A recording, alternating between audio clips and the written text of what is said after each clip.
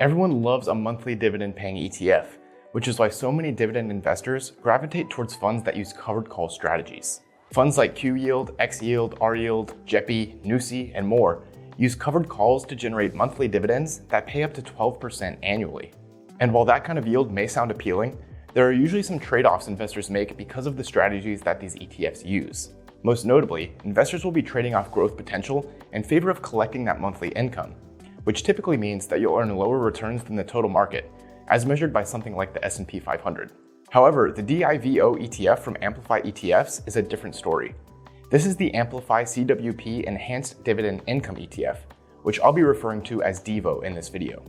It pays a monthly dividend of about 5% annually, and at first glance, it checks a lot of the boxes I want to see from a dividend income ETF. So in this video, we're taking a deep dive into the DIVO ETF and its strategy to determine whether it deserves a spot in a dividend investing or passive income portfolio. As usual, we'll start with a basic overview of the fund strategy before taking a closer look at their stock portfolio. Then, we have to discuss the standout feature of this fund, which is their covered call strategy. This is very different from what we see with other covered call ETFs, so we'll cover how it separates DIVO as a dividend income strategy. Afterwards, we'll take a look at the distributions and what this means for taxes on your monthly dividends.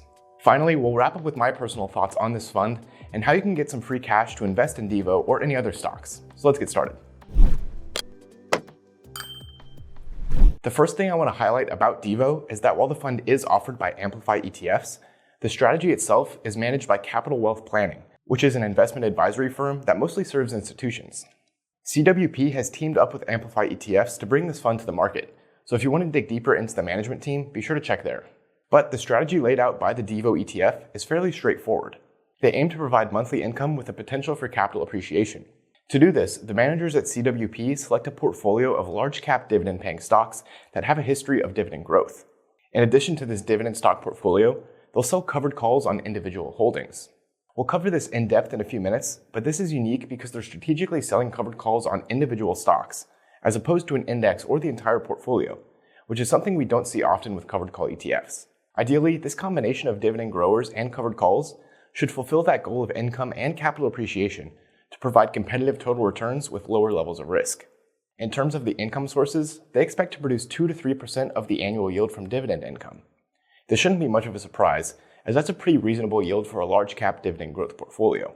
Additionally, they expect to get an extra 2 to 4% of their annual yield from writing covered calls and collecting the option premiums. Finally, DIVO comes with a 0.55% expense ratio, which is pretty on par with other covered call ETFs, and I think pretty justified considering it's an actively managed fund. So with that, let's take a closer look at DIVO's approach to their stock holdings. As we said, they focus on large cap dividend stocks with a history of dividend growth, which is going to be pretty exclusive to the stocks in the S&P 500 index. Out of the potential stocks, the managers at CWP select just 20 to 25 holdings for the portfolio.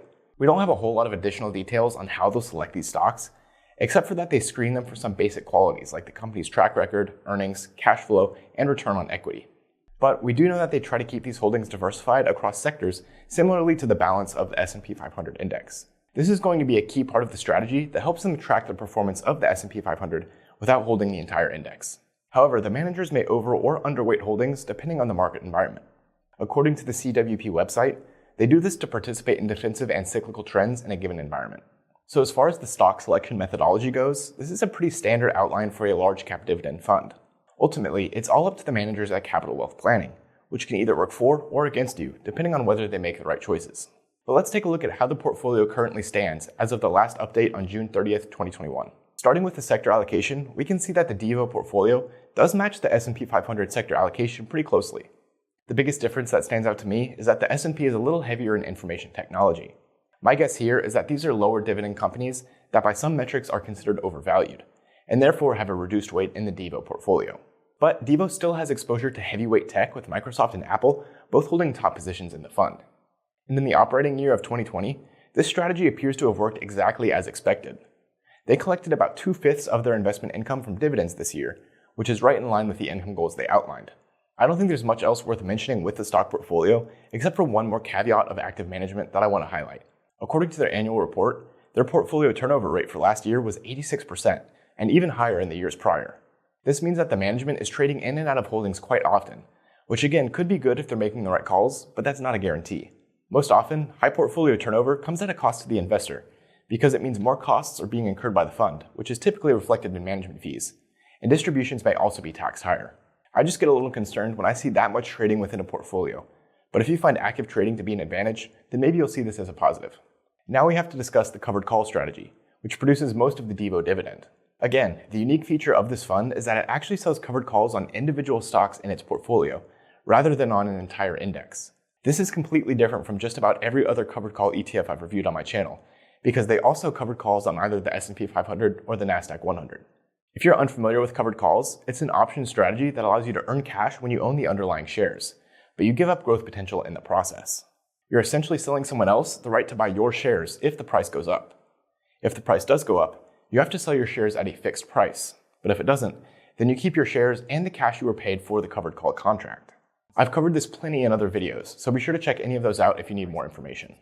The main benefit of DIVO selling covered calls on individual holdings is that they can be more strategic with how they generate income. Most covered call ETFs sell covered calls on the entire portfolio, which will also give up growth potential for the entire portfolio. Plus, when sold on an index, there aren't really any chances to capitalize on individual opportunities within the market. DIVO, however, is able to both preserve the growth of its portfolio and maximize its covered call income using an individual stock approach. According to CWP, they'll monitor their stocks for strength or an increase in implied volatility. When a stock's price increases or its volatility increases, the cash premium earned from a covered call will also increase. So DIVO management sells covered calls when these opportunities arise, enabling them to earn the highest possible cash premium with their option strategy. As outlined on the CWP website, they sell short-term covered calls on approximately 30 to 60% of the portfolio. These short-term calls ensure consistent cash flow, which can help with the monthly dividend distributions. And again, selling calls on only a portion of the portfolio ensures that the rest of the portfolio has the potential for continued growth. So overall, this tactical covered call strategy is a clever way for the fund to generate substantial income, but also allow its assets to continue growing, which is something missed far too often with covered call ETFs. I also really like that you can actually see the covered calls sold by DIVO, whereas most index-based covered call strategies can be difficult to find exact details on. If you visit the Amplify ETFs website, you can check their current list of holdings, which includes their covered call positions.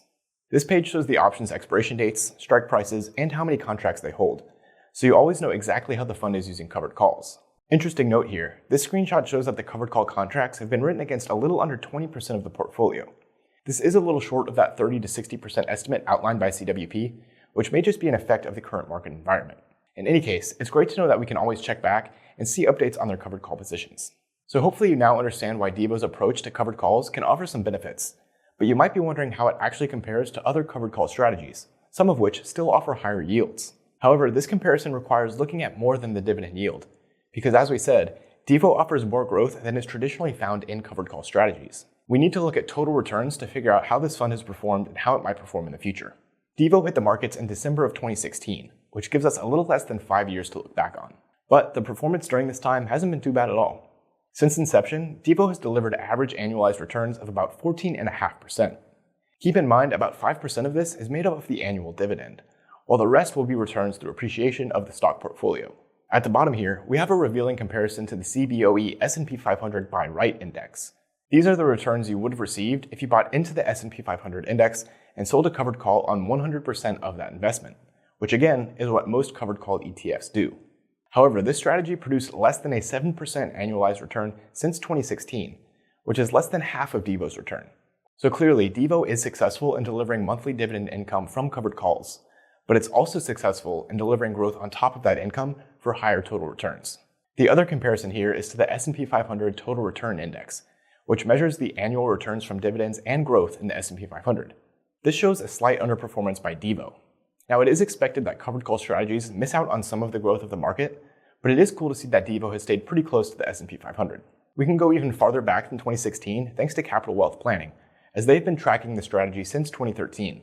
The numbers look a little worse in these earlier years, but it is good to know that the strategy still consistently beats the S&P 500 Buy Right Index. Even compared to the Q-Yield ETF, which writes more profitable covered calls on the more volatile NASDAQ 100 index, DIVO looks pretty good. Q-Yield has historically produced about 9% annualized total returns, which is better than an S&P 500 Buy Right strategy, but worse than the tactical strategy of DIVO. So while DIVO may produce slightly lower dividends than these pure covered call strategies, it definitely produces higher total returns, which is an important consideration for any investor who wants both growth and income from an investment. The last thing to discuss is taxes on your DIVO dividends, so you can get a full picture of what to expect from this dividend income. Now, the first thing I always check for with dividend income funds is return of capital, because it means that you have to take a much closer and more critical look at the dividend income. Return of capital means that the money distributed technically comes from your initial investment. It's not immediately taxable, but it reduces your cost basis in your investment, so you'll owe greater taxes when you sell your shares. Sometimes this is a red flag that the fund can't afford distributions. Return of capital is definitely a complicated subject, but I did a whole video to break it down if you need to learn more. So first, I checked the 2021 dividend distributions, which have been approximately 71% return of capital for the year. I looked back at the annual report and found that in 2020, approximately 60% of dividends were a return of capital. However, they used absolutely no return of capital in 2019. A general rule of thumb is that return of capital isn't a bad thing if the fund is able to continue growing its NAV. As we can clearly see, DIVO has had no issue growing since its inception, which is very reassuring. My guess is that DIVO realized some substantial losses during the early months of 2020 as the pandemic crushed the markets. Since they collected plenty of dividends and covered call income in 2020 and 2019, they were able to continue paying dividends as expected, but were able to call them a return of capital thanks to the losses they experienced. This is a sneaky accounting tactic I covered in my return of capital video, and it actually comes as a benefit to investors because they're able to delay taxation on their dividends. But they won't be able to do this forever, so I looked back to the taxes on 2019 dividends to figure out what investors can expect in the future. In 2019, DIVO paid out roughly 14 cents per share each month, about 8 cents of which was considered a qualified dividend.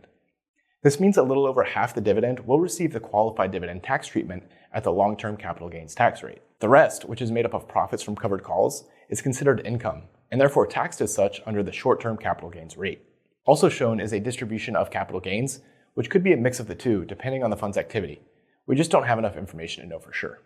But overall, this really isn't too much of a surprise. The current use of return of capital isn't showing me any red flags, but those tax advantages won't last forever.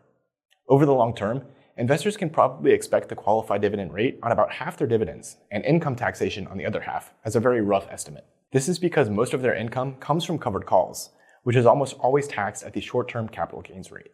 So if I didn't bore you to death with taxes and you're still interested in hearing my thoughts on DIVO, I like what I see. After reviewing a handful of covered call ETFs, I've been consistently disappointed in how little growth they can achieve. The tactical covered call strategy of DIVO is something I have yet to see any other ETF do, and it clearly works well to achieve a combination of monthly income and capital appreciation. However, keep in mind that this is my perspective as a growth investor who wants the highest total returns. If you're simply looking for a high yield investment that can pay all of its returns in the form of a monthly dividend, you might not care that other covered call strategies fail to deliver growth.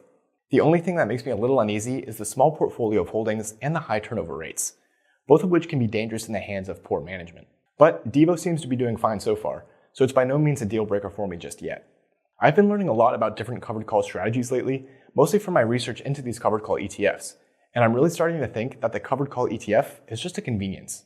As DIVO proves, selling covered calls yourself on individual holdings can be more profitable and may produce higher total returns and growth in your portfolio.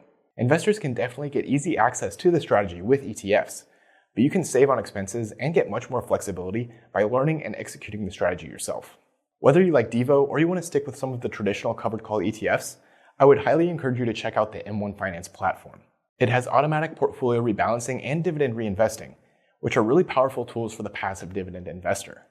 I've personally been using the platform for months and find it to be the perfect brokerage for long-term investors of any experience level. Plus, they're currently giving you $50 for free when you open and fund an account, which you can do by using the link in the description. So check that out if you're interested. Drop me a comment if you have any questions or feedback on this video, and I'll see you next time.